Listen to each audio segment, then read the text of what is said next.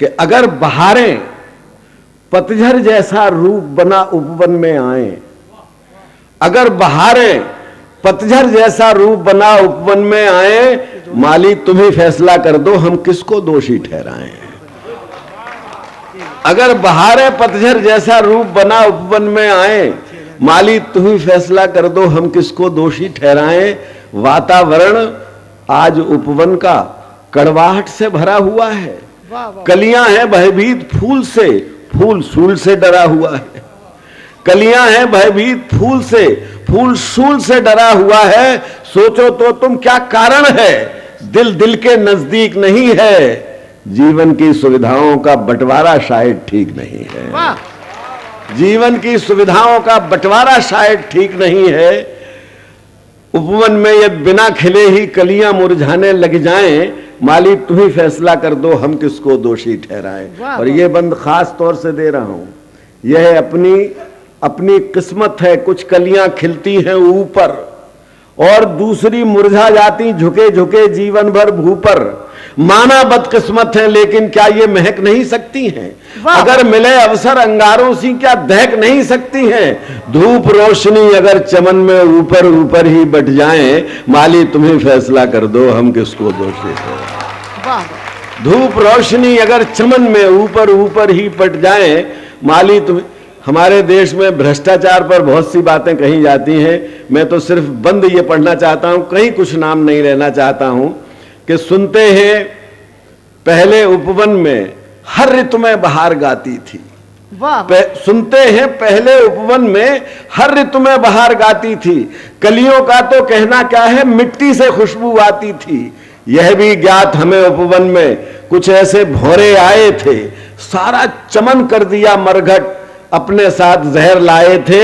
लेकिन अगर चमन वाले ही भौरों के रंग ढंग अपनाए, माली तुम्हें फैसला कर दो हम किसको दोषी। कहते हैं कि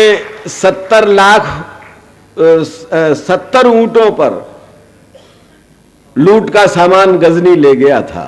गजनी, गौरी, नादिर शाह, अहमद शाह अब्दाली जितना सारा पैसा लूट के नहीं ले जा सके, उतना पैसा हमारे देश में हमारे ही लोगों ने लूट लिया। तब मैं ये पंक्तियां पढ़ रहा हूं कि सुनते हैं पहले उपवन में हर ऋतु में बहार गाती थी, कलियों का तो कहना क्या है मिट्टी से खुशबू आती थी। यह भी ज्ञात हमें उपवन में कुछ ऐसे भौरे आए थे, सारा चमन कर दिया मरघट, अपने साथ जहर लाए थे। लेकिन अगर चमन वाले ही भौरों का रंग ढंग अपनाए, माली तुम ही फैसला कर दो हम किसको दोषी ठहराएं। और ये बंद भी सुन लीजिएगा कि ये खास तौर से कहता हूं कि कांटे जो असंतोष पैदा होता है उसका कारण क्या है? जनता में असंतोष अगर पैदा होता है उसके कहीं न कहीं जिम्मेवार हम राजनीतिज्ञ भी होते हैं। मैं भी बहुत दिनों तक रहा हूं राजनीति में और अब भी हूं, तो मैं निवेदन करना चाहता हूं कि कांटे, बहुत ध्यान से सुनिएगा, मैं तालियां नहीं चाहता, मैं तवज्जो चाहता हूं। कांटे उपवन के रखवाले अब से नहीं जमाने से हैं। अरे वाह वाह। कांटे उपवन के रखवाले अब से नहीं जमाने से हैं, लेकिन उनके मुंह पर ताले अब से नहीं जमाने से। वाह वाह वाह वाह वाह वाह वाह वाह वाह वाह। कांटे उपवन के रखवाले अब से नहीं जमाने से हैं, लेकिन उनके मुंह पर ताले अब से नहीं जमाने से हैं। यह मुंहबंद उपेक्षित कांटे अपनी कथा कहे तो किससे? माली उलझे हैं फूलों में अपनी व्यथा कहे तो किससे?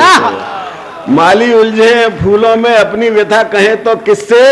इसी प्रश्न को लेकर कांटे यदि फूलों के ही चुभ जाएं, माली तुम ही फैसला कर दो हम किसको दोषी ठहराएं। वाह वाह वाह वाह वाह। मित्रों, मैं भी प्यार की कविता लिख सकता हूं,